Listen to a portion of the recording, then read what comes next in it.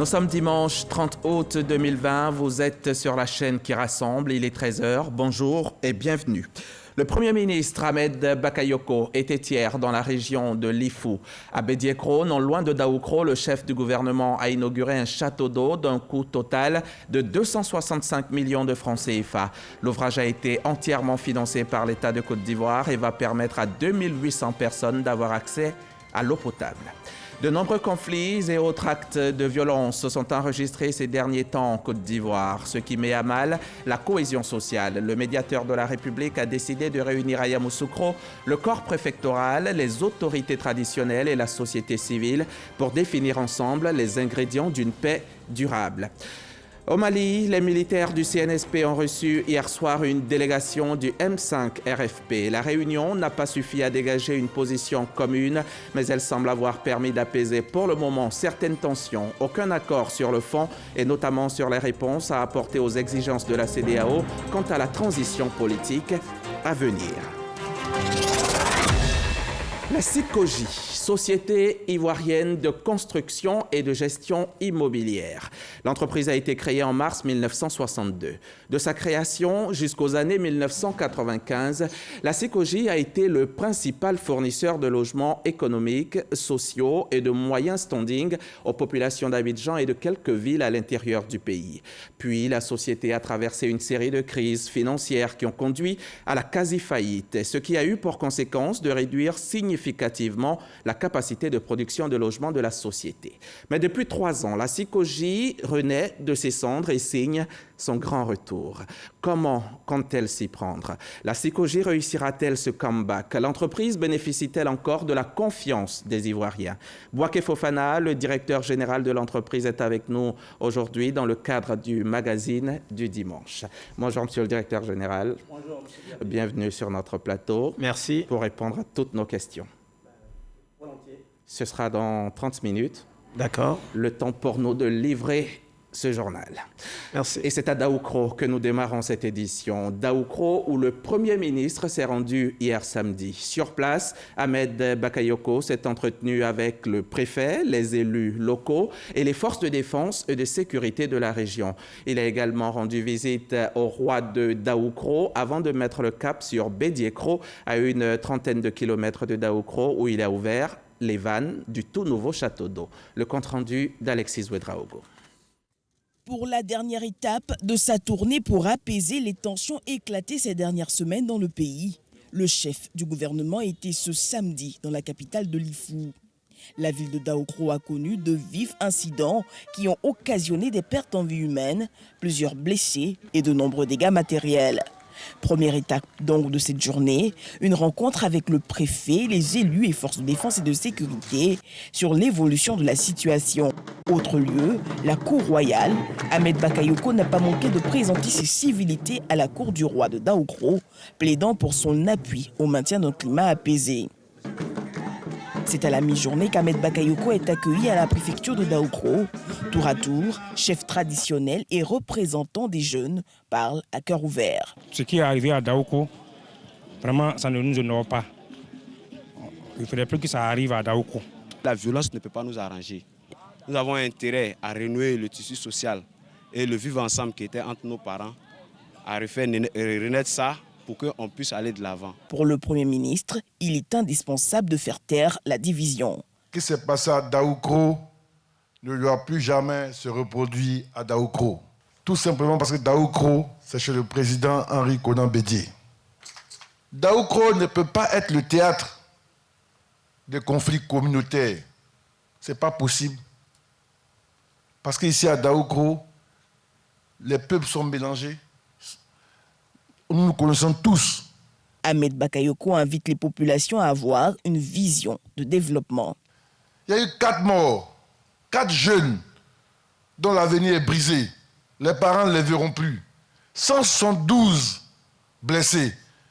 Je vous en prie, chers jeunes, ne gaspillez pas votre énergie, ne gaspillez pas votre avenir dans des conflits à cause de la politique.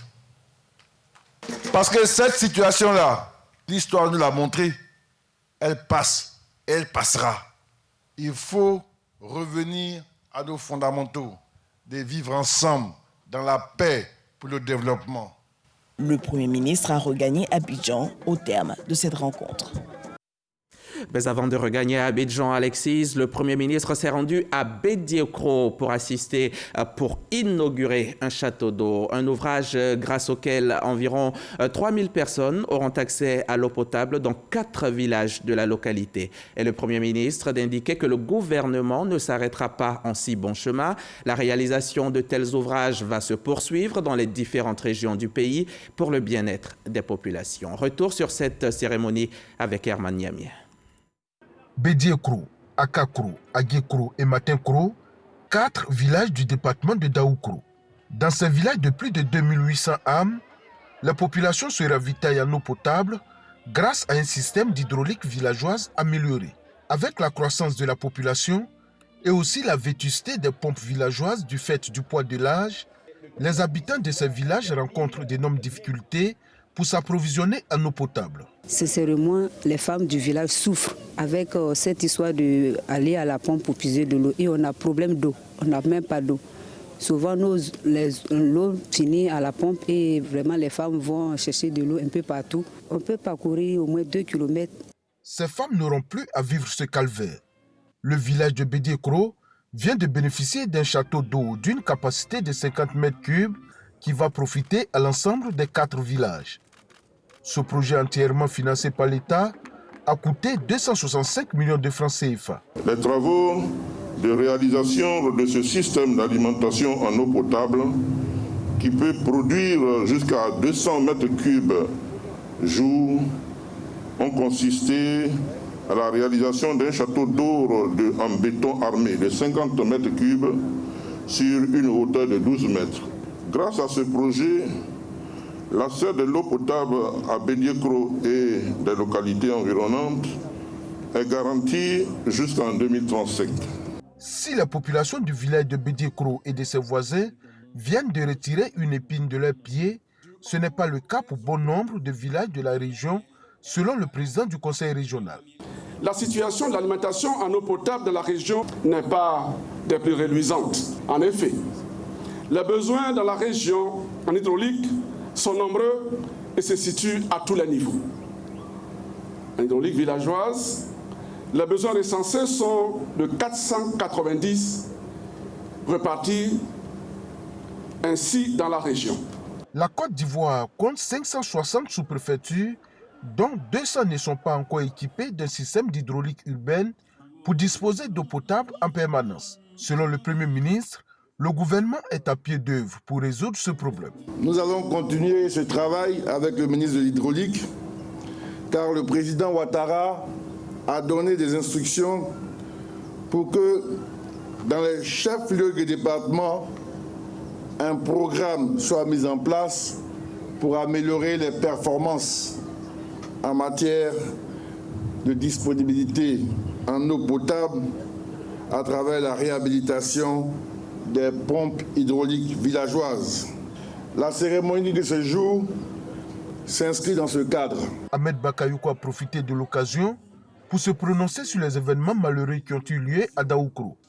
Il a invité les populations à cultiver davantage le vivre ensemble afin de garantir la paix en Côte d'Ivoire.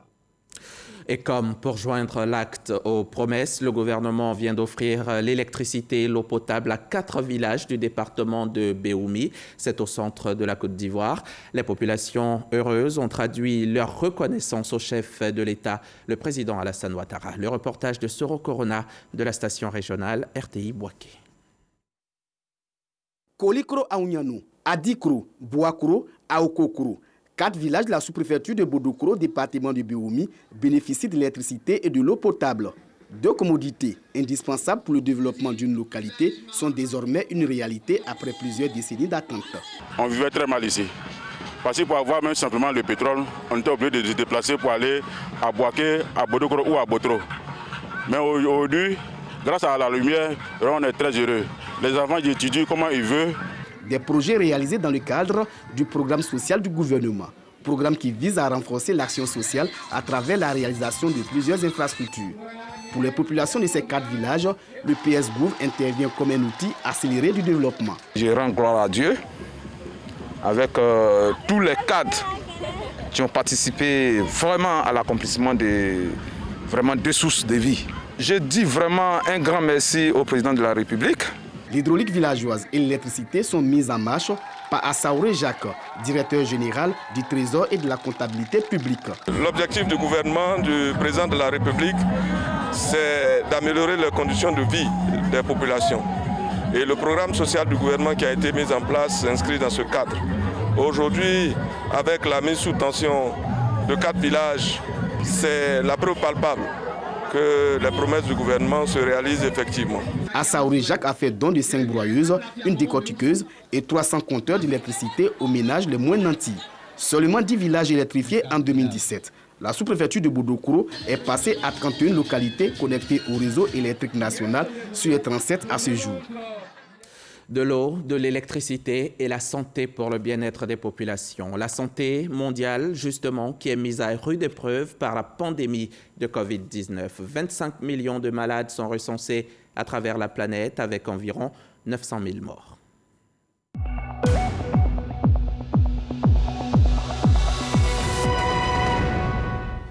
Ici en Côte d'Ivoire, 96 nouvelles contaminations ont été confirmées ces dernières 24 heures pendant que 125 personnes recouvraient la santé. Le pays compte à ce jour 17 893 cas de Covid avec 115 décès à déplorer. Pour faire face à la maladie à coronavirus qui est mondiale, l'effort doit être international car vaincre le virus est la première urgence. Adoptons les gestes barrières et ce virus n'aura rien de mieux à faire que de s'en aller. Prendre soin de soi, c'est prendre soin des autres. Se protéger, c'est protéger les autres. La solidarité, la générosité au profit des populations les plus vulnérables, voilà ce qui doit prévaloir en cette période de crise sanitaire. Le Zonta Club d'Abidjan a de son côté offert des vivres et des non-vivres d'une valeur de 2 500 000 francs CFA aux associations féminines et aux différents centres de santé communautaires du district d'Abidjan. On en sait plus avec Jean-Marc Djadji. 5 associations féminines et centres communautaires reçoivent des vivres et des non-vivres d'une valeur de 2 500 000 francs CFA. Une action du Zonta Club d'Abidjan qui vise à soutenir les femmes vulnérables et à briser la chaîne de transmission de la pandémie de la Covid-19. C'est de respecter les mesures barrières. C'est pour notre propre protection d'abord et puis la protection des autres. Donc nous serons un relais dans nos associations pour faire comprendre à nos mamans que ce n'est pas du jeu. C'est vraiment une pandémie qui ne dit pas son nom et elle sévit partout. La remise de ces dons est l'occasion pour le Zonta Club et ses partenaires de sensibiliser ces femmes sur les gestes barrières contre la Covid-19.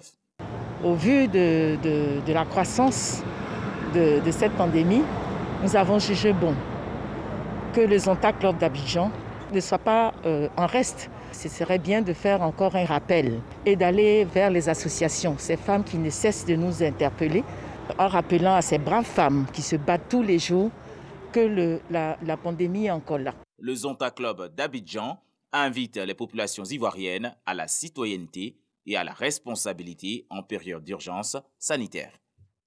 Et parlant toujours de coronavirus, l'Inde est officiellement le 3e pays comptant le plus de cas après les États-Unis et le Brésil, avec 3,5 millions de personnes qui y ont contracté la maladie. Au total, 63 000 personnes ont succombé au coronavirus dans le pays. L'Inde a annoncé ce dimanche avoir enregistré 78 761 nouvelles contaminations. Jamais autant de cas de Covid n'avaient été déclarés en 24 heures dans un pays. C'est un record qui survient au lendemain d'un nouvel assouplissement des restrictions en vigueur depuis mars pour lutter contre l'épidémie.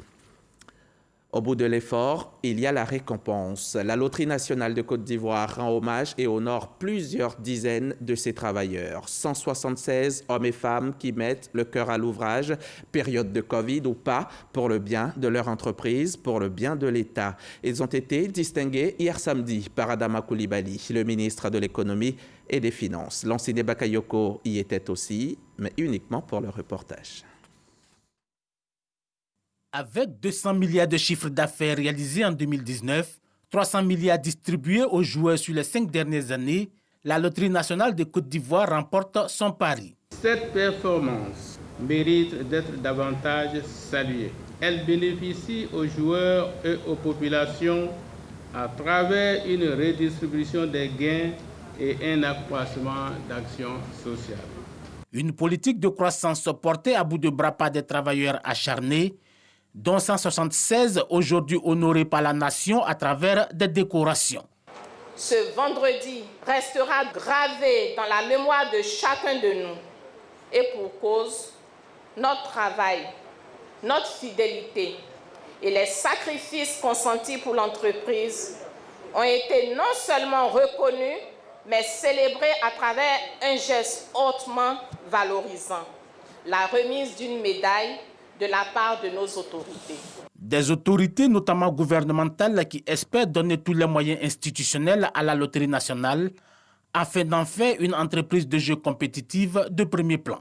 Notre Loterie nationale est plus que jamais appelée à faire face à de nouveaux enjeux qui ont pour nom, entre autres, la transformation digitale, la certification, l'optimisation des performances de la société. Le gouvernement, conscient de ces enjeux, a mis en place un nouveau cadre légal permettant à la LONASI d'évoluer dans un environnement assaini. En théorie, la Loterie nationale de Côte d'Ivoire est la seule entité habilitée à organiser des jeux de hasard sur tout le territoire ivoirien. Mais elle fait face à une forte concurrence à partir de pays étrangers. En 2017, les pertes se levaient à 32 milliards de francs CFA. Du côté de Fraternité Matin, l'heure est plutôt à la satisfaction des clients. On se rapproche des annonceurs et on leur facilite de plus en plus la vie. Et pour apporter des solutions aux besoins des annonceurs, le groupe vient de lancer un tout nouveau produit dénommé All-in-One. Patricia Omoetia était à ce lancement. Voici son témoignage.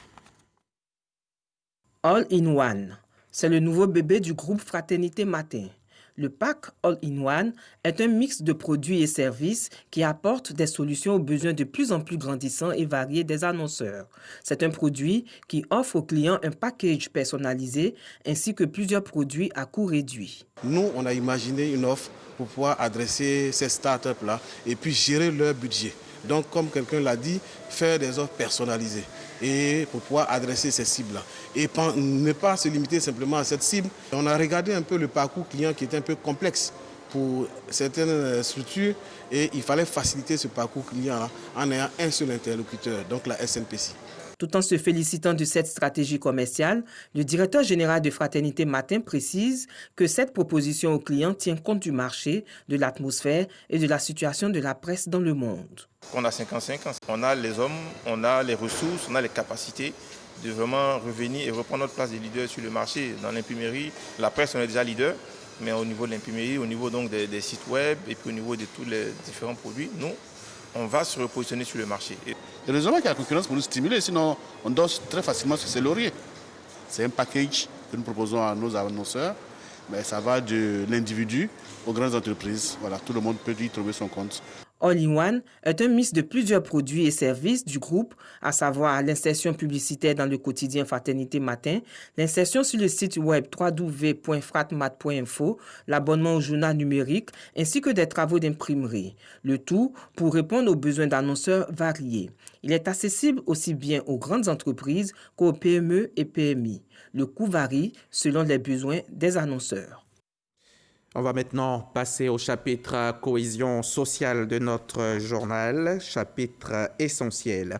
La présidentielle 2020 aura lieu le 31 octobre prochain, un rendez-vous qui malheureusement suscite déjà des tensions.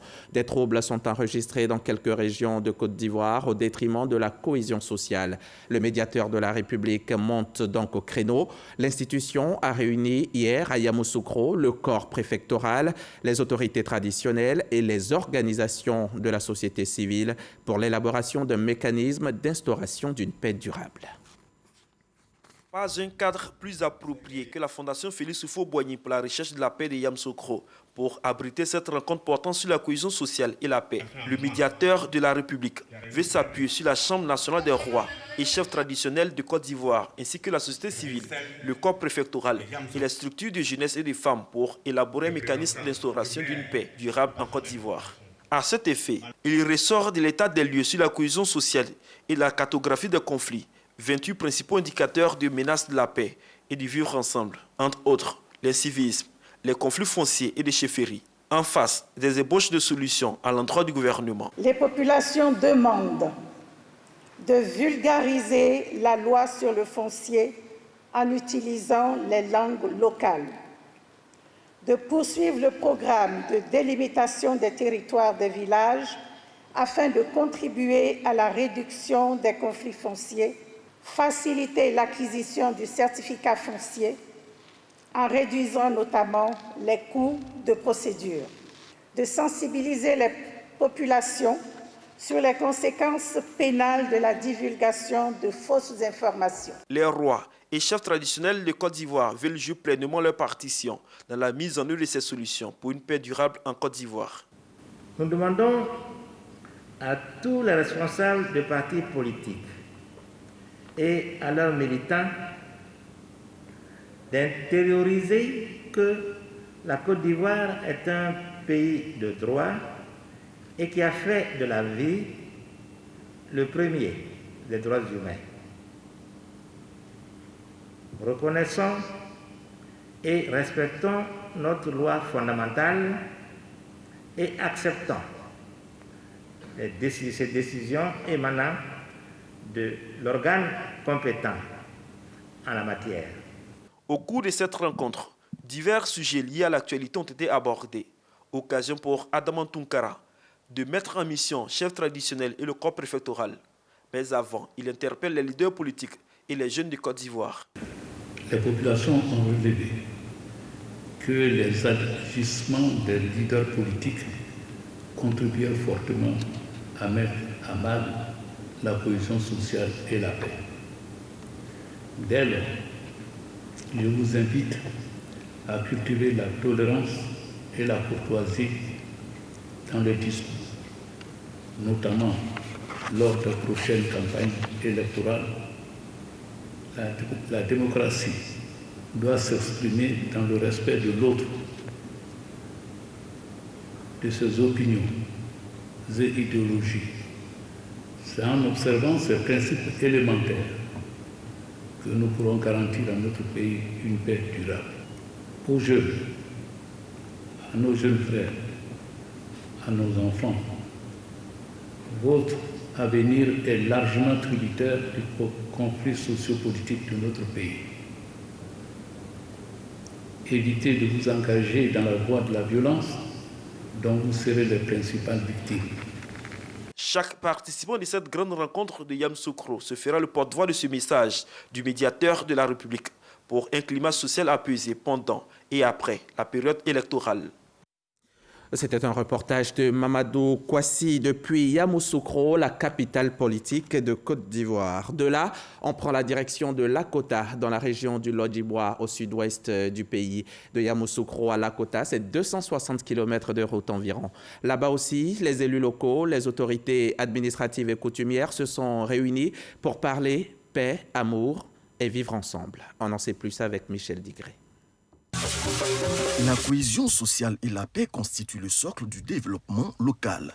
Les cadres et élus de Gagoré dans le département de Lakota l'ont compris. Grâce à leur synergie d'action, la localité a son tout premier médecin.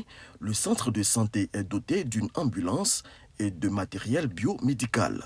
Quand on avait des malades, on était obligé quelquefois de les mettre sur des motocyclistes. Aujourd'hui, nous avons une ambulance flambant neuve. Nous remercions le gouvernement. Un appel a été lancé aux jeunes à l'effet de conserver les acquis de la cohésion sociale. Le peuple d'Ida est un peuple de paix. Et en tout temps, ce peuple a prôné la paix. Et aujourd'hui encore, il tient à sa paix.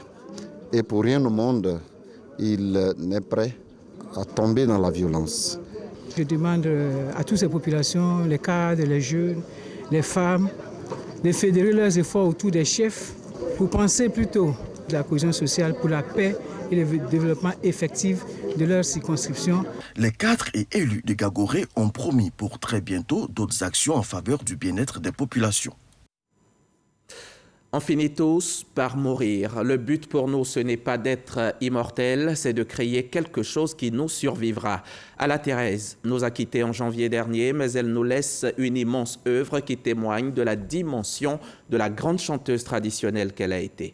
Kader Sogodogo a assisté pour nous à l'ultime séparation. Tout maudit, une forte pluie s'est abattue sur la ville ce vendredi 28 août 2020 en fin d'après-midi.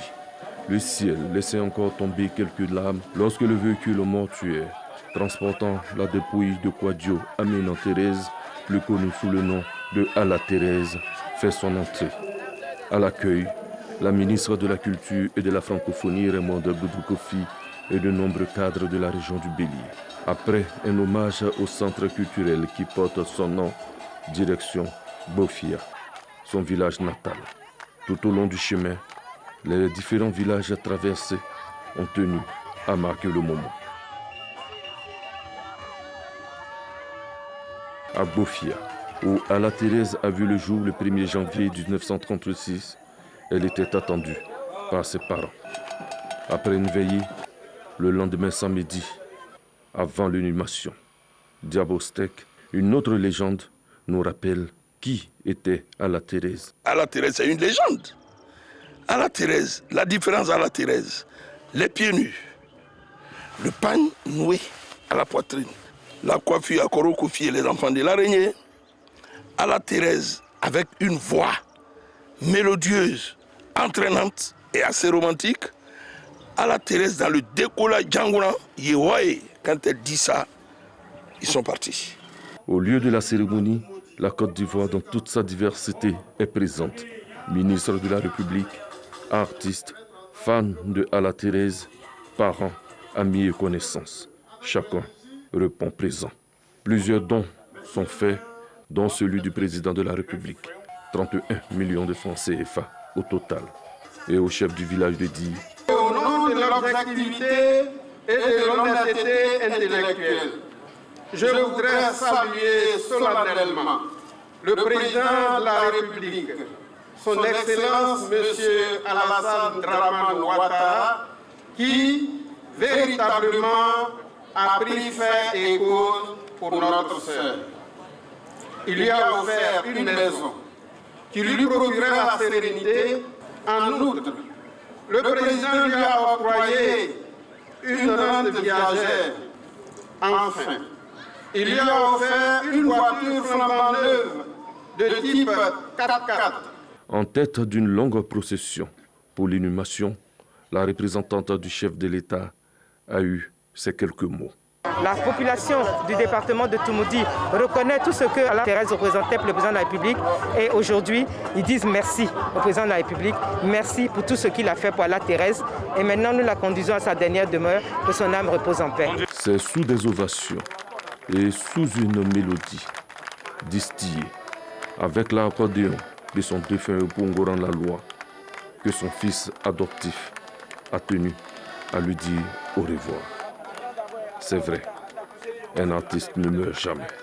Adieu à la Thérèse, de la terre de Bofia, de Soir-Léger.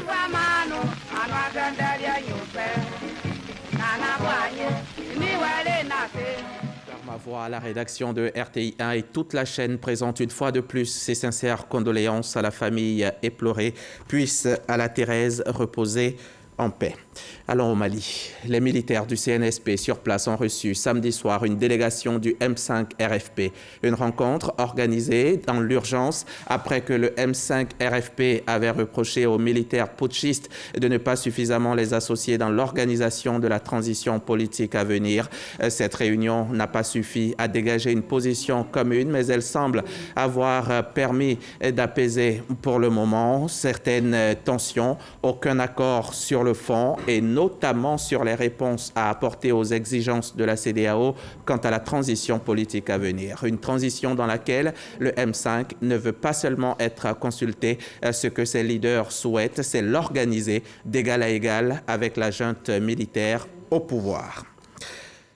On passe maintenant au magazine du dimanche, votre magazine préféré. Aujourd'hui, nous recevons le directeur général de la SICOGI. La SICOGI, c'est la Société ivoirienne de construction et de gestion immobilière. Monsieur Bouaké Fofana nous a rejoint en plateau. Bienvenue encore, monsieur le directeur général. On regarde cet élément vidéo et on se retrouve juste après. Créée le 22 mars 1962, la SICOGI est née de la fusion de la Société immobilière des habitats à Bon Marché de Côte d'Ivoire et de la Société d'urbanisme et de construction de Côte d'Ivoire. Dans sa mission de soutenir l'État dans sa politique de logement, principalement de type économique et social, de 1962 à 1995, l'entreprise traverse une série de crises financières qui ont conduit à la quasi-faillite. Pire, elle connaît au fil des ans une instabilité managériale qui finira par toucher au système de gestion. Face à l'impasse, le gouvernement ivoirien lance en août 2017 une mission de sauvetage de ce fleuron du logement économique et social en Côte d'Ivoire. Désormais appuyée, la SICOGI va mettre en œuvre un plan de restructuration rigoureux, un plan piloté par son directeur général, Bouaké Fofana. Ce qui lui vaut de revenir à un équilibre financier en 2020 et de marquer définitivement son retour sur le marché du logement en Côte d'Ivoire. Monsieur Fofana, comment va la SICOGI aujourd'hui? D'abord, je voudrais vous remercier de m'accueillir sur votre plateau. Je dirais que la SICOGI va plutôt bien aujourd'hui. Elle revient de loin, mais aujourd'hui, grâce à l'appui de son actionnaire majoritaire, l'État, grâce au sacrifice de ses employés et surtout grâce à la confiance que nous ont conservé nos clients, la SICOGI, en tout cas, est en meilleure santé et elle est prête, n'est-ce pas, à affronter les défis de sa contribution à donner aux Ivoiriens, dans la volonté, dans la politique du gouvernement, de donner des logements décents aux Ivoiriens. Quelle est aujourd'hui la situation foncière de la SICOGI? La situation foncière, si vous voulez, aujourd'hui, nous sommes en train de constituer des réserves foncières. Vous savez que dans la politique du gouvernement, quand on construit des logements sociaux et économiques, le gouvernement apporte donc le foncier avec les VRD primaires. Bien sûr, la SICOGI n'en a pas bénéficié dans le passé, mais aujourd'hui, le gouvernement est en train de rectifier le tir. Nous comptons sur le gouvernement donc pour avoir du foncier. Mais nous-mêmes, nous avons déjà entrepris des démarches avec des partenaires pour nous constituer des réserves foncières. Rappelez-nous vos missions, monsieur le directeur général. Nos missions, c'est de donner aux Ivoiriens des logements, des cadres de vie décents, donc logements sociaux essentiellement et logements économiques. D'accord. Et puis, vous revenez de loin, comme vous l'avez dit, vous avez mis en œuvre un plan de restructuration de la SICOGI. Oui. Quels sont les résultats aujourd'hui? Je dois dire que ce plan de restructuration a été mené sous la supervision du conseil d'administration, avec, comme je l'ai dit, l'appui du gouvernement à travers nos tutelles, notamment le ministère de la Construction, du Logement et de l'Urbanisme et le secrétariat d'État en charge du logement social. Bien sûr, également avec l'appui du ministère de la tutelle financière, qui est le ministère en charge du budget et du portefeuille de l'État. Donc ce plan de restructuration a été mis en œuvre dès notre arrivée en août 2017. Et aujourd'hui, ce plan a été mis en œuvre de façon rigoureuse. Nous sommes passés par une phase, n'est-ce pas, de réduction de la voilure. Et aujourd'hui, nous avons une société qui est un peu plus agile et qui peut revenir fièrement sur le marché. D'accord. Et les Ivoiriens ont malheureusement de plus en plus de mal à se loger aujourd'hui, même avec la SICOGI. Oui, même avec la SICOGI, parce que, comme vous l'avez dit dans votre reportage, la SICOGI, ça fait quand même des années que la SICOGI n'a pas, n'est-ce pas, mis de logement sur le marché. Fort heureusement, aujourd'hui, avec l'appui de l'État, avec l'appui de nos partenaires, nous sommes prêts pour ce retour. Vous savez, par exemple, le 10 septembre prochain, nous allons déjà livrer les premières clés depuis les 5 dernières années. Nous allons livrer des clés sur notre opération Concorde 3 à Bobo PK18. C'est quand même 376 logements Concorde 3. Nous allons remettre des clés de 36 logements dès le 10 septembre. Et à partir de la fin novembre, sur cette opération Concorde, chaque mois, nous allons livrer 20 logements à partir de novembre sur les 17 prochains mois. Est-ce que le plus grand acquis de la SICOGI n'est pas la confiance que les Ivoiriens ont placée en elle depuis? Vous vivez pratiquement sur votre passé glorieux. Absolument, la confiance, c'est un des éléments, c'est un des facteurs importants qui nous ont aidés, n'est-ce pas, dans la mise en œuvre du plan de restructuration. Fort heureusement, les clients nous ont gardé dans leur grande majorité leur confiance. Qu'il faut que vous méritiez. Absolument, il faut que nous méritions. C'est pour cela d'ailleurs que nous mettons les bouchées doubles. Comme je vous disais tantôt, nous sommes aujourd'hui de retour sur le marché. Nous allons commencer à remettre des clés dès le mois prochain, de septembre, le 10 septembre. Et à partir de novembre, chaque mois, nous allons remettre des clés. D'accord, des clés. C'est quoi le coût moyen de vos maisons aujourd'hui? Ça dépend. Aujourd'hui, à Concorde, par exemple, PK18. À Concorde, c'est une opération essentiellement de logement économique. Le prix moyen est autour de 15-16 millions. 15-16 millions. Oui. D'accord. C'est pas trop pour l'Ivoirien moyen, justement, le cadre moyen qui a du mal aujourd'hui à se loger? Oui, tout dépend des conditions, n'est-ce pas, de financement. Sinon, dans l'absolu, c'est pas trop. Quand on connaît le coût du foncier à Abidjan, oui. Quand on connaît le coût des matériaux, je pense que le type de logement que nous construisons, c'est quand même, il faut savoir que la SICOGI, sa spécificité, c'est d'offrir des cadres de vie qui soient autonomes autant que faire se peut. Vous allez voir que sur notre opération Concorde, nous n'avons pas que des logements. Nous avons des commerces, nous construisons les écoles. Il y a beaucoup d'équipements collectifs. Tout cela doit être pris en compte dans le coût du logement. Et nous allons un peu plus que le cahier des charges qui est imposé par le gouvernement. En tant que société à participation financière majoritaire, nous nous donnons comme devoir d'aller un peu au-delà du cahier des charges. Donc, pour la même opération, si le cahier des charges dit c'est 9 mètres carrés la chambre, SICOGI fera une chambre plus grande. D'accord. À l'époque, c'était de 0 à 400 000 francs comme salaire. On bénéficiait de maisons à peu près de 10 millions. Oui. Et puis de 400 000 à 800 000, je crois, à peu près 20 millions. Mais aujourd'hui, 16 millions, il y a une frange de la population, enfin des salariés, qui n'est pas prise en compte. Oui. Oui et non, parce que ce que nous faisons aujourd'hui à Concorde, on a parlé de Concorde, c'est essentiellement des logements économiques. Oui.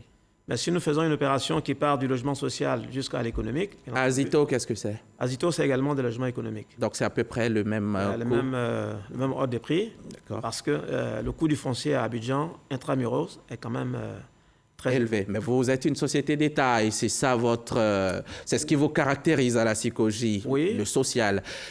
C'est pour cela que nous faisons des cités qui vont un peu plus loin que les autres, en termes d'équipement collectif et en termes également de faire un peu plus que le cahier des charges. Vous prévoyez aussi des villes durables, des villes nouvelles? Absolument.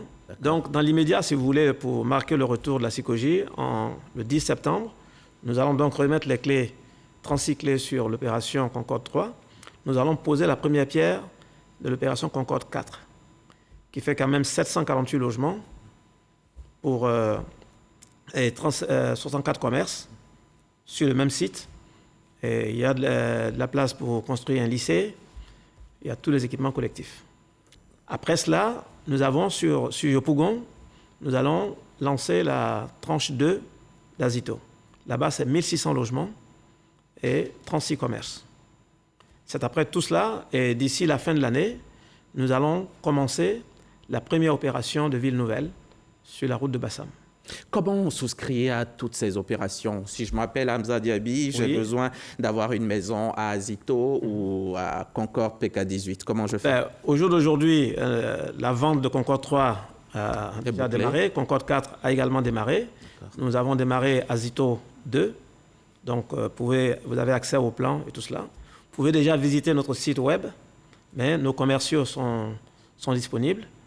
Nous commençons déjà la vente de ces opérations-là parce que là, nous avons passé des accords avec des partenaires qui, techniquement et financièrement, sont à la hauteur. C'est pour cela que je peux m'engager aujourd'hui en disant nous remettrons des clés dès le 10 septembre, mais à partir de fin novembre, tous les mois, nous allons livrer 20 logements. Et le directeur général nous rassure, il n'y a pas de favoritisme. On a appris quelque part qu'il y a des patrons de ce pays, des directeurs généraux, des ministres qui peuvent en prendre 2, 3 pour leur belle-mère, leur sœur, alors que les vrais demandeurs sont là. Non, écoutez, nous sommes une société commerciale, d'abord. Société d'État, mais société commerciale. Quand nous avons une opération, l'opération est vendue de façon transparente. Vous pouvez voir sur le site web, vous pouvez aller vers nos commerciaux. Dès que vous réservez, le logement vous est réservé. Et si vous remplissez vos obligations, il n'y a pas de raison que ce logement aille à quelqu'un d'autre. Quelle est la situation de la politique de logements sociaux en Côte d'Ivoire qui avait été confiée à la CICOJ? Alors, je ne suis pas la personne indiquée pour parler de cette politique, mais vous savez que... Comme c'est à vous qu'elle avait été confiée. Absolument. Alors, tout à l'heure, j'ai parlé du ministère de la Construction, du Logement et de l'Urbanisme, qui est en charge de l'exécution de la politique du gouvernement en matière de logement. Et à côté du ministère de la Construction, il y a maintenant un secrétariat d'État qui est dédié uniquement au logement social. Ce sont ces deux institutions qui mettent en œuvre la politique du gouvernement. Alors, vous pensez à l'opération de logements sociaux qui avait été initiée à la CICOJ, mais aujourd'hui, la CICOJ ne gère plus ce programme. Nous sommes en charge de la commercialisation de la cité ado, mais nous ne sommes plus en charge de l'exécution des logements sociaux. Il y a une autre structure qui a été créée par le gouvernement, je crois que c'est le Centre de promotion du logement social, qui aujourd'hui s'occupe, n'est-ce pas, de toute la conception des programmes de logements sociaux et également des aspects de financement. La cité ado dont vous parlez, dont beaucoup se plaignent des commodités que vous offrez sur place. Hein. Et je me souviens, monsieur le directeur général, il y a 8 ans, la CICOJ avait enregistré les demandes des Ivoiriens, des milliers et des milliers de demandes par rapport à la politique de logement. Les Ivoiriens sont venus déposer 30 000 francs en plus de leur dossier. Où on en est aujourd'hui? C'est ce que je disais, le gouvernement, n'est-ce pas, pour régler cette situation de façon définitive, a créé le centre de promotion de logement social. Qui prennent en compte tous ceux-là, tous ceux qui ont déposé leur dossier. Tous ceux qui ont déposé le dossier, qui ont versé de l'argent, seront pris en compte. Vous savez que la production du logement passe par plusieurs phases. Il y a d'abord la phase de la disponibilité, de la mobilisation du foncier. Et aujourd'hui, le ministère de la Construction, du Logement et de l'Urbanisme et le secrétariat d'État au logement social ont fait beaucoup de progrès en matière de mobilisation du foncier. Comment se positionne la CICOJ aujourd'hui par rapport à l'arrivée de tous ces nombreux opérateurs privés? Nous considérons que nous sommes... Qui ont carrément distancé la CICOJ sur le terrain. Oh, oui et non. Distancé, oui, c'est vrai qu'au cours des 5 dernières années, nous n'avons pas... Les 10 dernières années, monsieur le directeur général. Bon, allons-y comme ça. Nous n'avons pas, ça fait longtemps que nous n'avons pas remis des clés. Mais justement, c'est pour ça que le gouvernement, conscient de cela, sachant que la CICOJ joue un rôle important, a joué un rôle dans le passé, et être en mesure de rejouer ce rôle, c'est pour ça que le gouvernement a, n'est-ce pas, appuyé la politique, le programme de restructuration de la CICOJ. Aujourd'hui, nous sommes prêts, nous sommes de retour sur le marché et les clients vont le vivre pratiquement à partir du 10 septembre. Vous allez voir que nous allons, comme je l'ai dit, tous les mois, à partir de fin novembre, nous allons remettre des clés à des clients. En attendant, vous essayez de vous sortir de ces nombreux litiges au centre desquels vous vous trouvez? Lesquels? Cocody Danga, il y en a eu. Vous avez été peut-être jusqu'à la Cour suprême, vous avez eu raison. Oui. Mais à Trècheville, à Djamé, Extension, Habitat. Il n'y a pas de litige en fait. Je crois que c'est une incompréhension. Il n'y a pas de litige. Entre vous et les locataires? Il n'y a pas de litige. Il y a peut-être une incompréhension. Il n'y a pas de litige. Parce que ces opérations-là sont des sites, des sites locatifs. Donc ces clients, aussi bien à Djamé qu'à Trècheville, et hier à Cocody, étaient des locataires simples. C'était des contrats de location simples. Et ces 3 sites-là ont été spécialement réservés par le gouvernement pour des programmes de rénovation. Parce que ces logements ne répondent plus aux critères d'aujourd'hui. Il fallait rénover ces sites. Donc il s'agit maintenant de négocier avec nos clients les modalités, n'est-ce pas, de cette rénovation. À Danga, c'est parce qu'il y a eu un litige et c'est les clients qui sont les premiers au tribunal. Nous ne sommes pas allés au tribunal. C'est eux qui sont allés au tribunal et nous sommes allés jusqu'à la Cour suprême. Nous avons gagné, donc naturellement nous avons appliqué la décision de justice. Et pourtant, il y a un décret qui dit, il date de 1994, que la CICOJ doit présenter à la fin de chaque exercice la cession de certaines constructions de type économique au fur et à mesure de la constatation comptable de l'amortissement total des ressources propres et empruntées ayant servi à leur financement.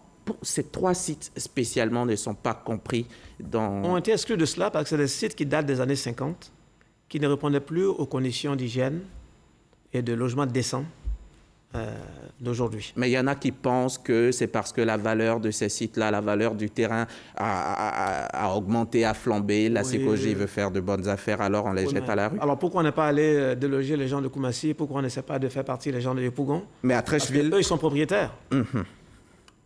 À Treichville... Il y a quand même 55 résidents du quartier Belleville à Treichville qui ont été déguerpis. Oui, c'était avant mon arrivée, oui, qui ont été déguerpis. Ils ont quand même été déguerpis. Oui. Est-ce que vous voulez, le déguerpissement, c'est pas... Nous pensons que ces clients restent nos clients. Nous voulons discuter avec eux. C'est vrai que quand tu avais une opération comme Treichville ou à Diamé où il y a 500 familles, on ne peut pas du jour au lendemain décider de les mettre à la rue. Nous sommes disposés à discuter avec nos clients pour trouver la meilleure formule, la meilleure modalité. Là où il peut y avoir problème, c'est quand certains clients, pas tous, certains disent « écoutez, ça fait longtemps qu'on est resté locataire simple, donc nous sommes devenus propriétaires ». Un contrat de location simple, quelle qu'en soit la durée, ne transforme pas le locataire en propriétaire. En dehors de cela, nous sommes prêts à discuter avec eux. C'est vrai qu'on ne va pas déplacer 500 familles sans proposer une solution de relogement même temporaire.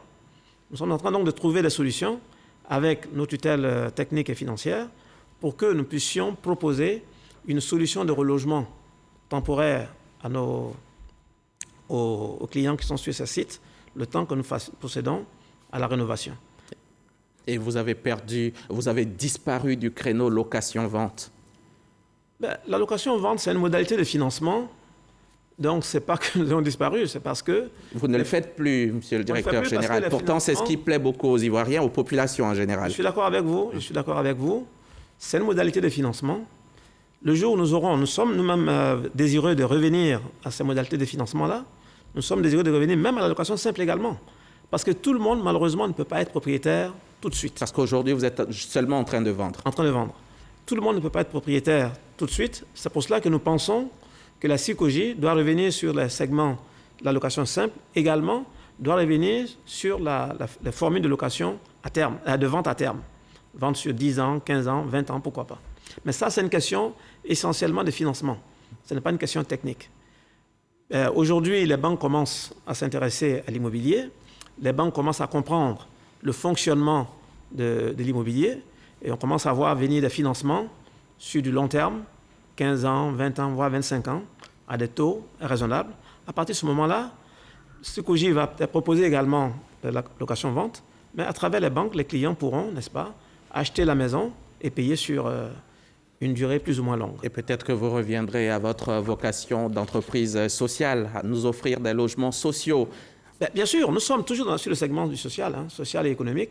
Ce que nous disons, c'est que, vu le coût du foncier à Abidjan, intramuros, il est difficile aujourd'hui de faire du social pour les couches les plus défavorisées. Par contre, il faut en train de constituer des réserves foncières un peu en dehors d'Abidjan, à Songon, à Bassam, à Bingerville. Bassam, Bingerville, trouver les sites où nous pouvons faire des logements sociaux. C'est notre vocation. D'ailleurs, dans les logements, dans les villes nouvelles, les programmes villes nouvelles, on partira du logement social jusqu'au moyen standing. Merci. Je vous en prie. Monsieur Fofana.